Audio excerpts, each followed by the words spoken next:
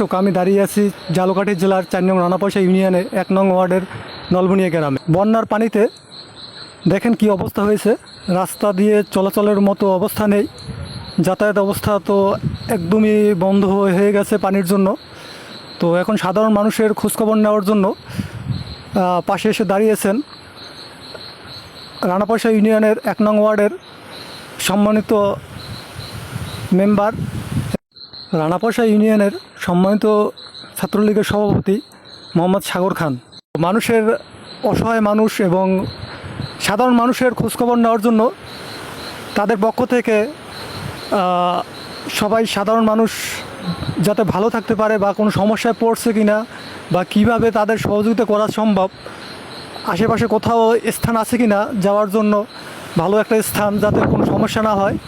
দর্শক, এমন বাতাস হচ্ছে, কথা বলতেই সমস্যা হচ্ছে, তো তাদের জন্য চেষ্টা করার জন্য ভালো স্থান যাতে দিতে পারে সেই ব্যবস্থা খোঁজখবর দিচ্ছে তারা, যে এখানে যাবেন, এখানে গেলে আপনাদের সমস্যা হবে না।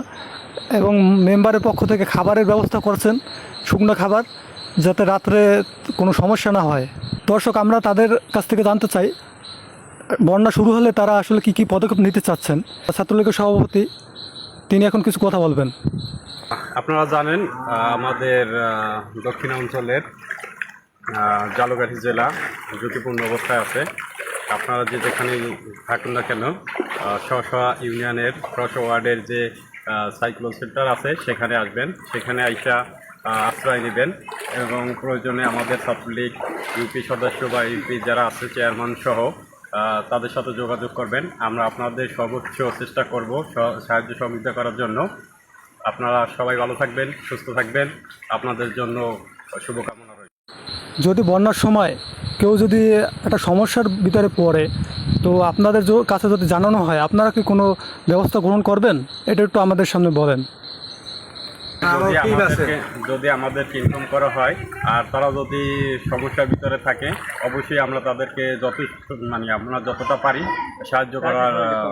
মেম্বারের পক্ষ থেকে খাবারের ব্যবস্থা করা হয়েছে, এরকম যারা আসবে তাকে হুমরা খাবার টাবার লাগে। ধন্যবাদ। এই ধরনের জনগণ এখানে তো রানাপয়সার ভিতরে আপনার নেমুদপুরা সেন্টার আছে একটা, মহব্বত আলী।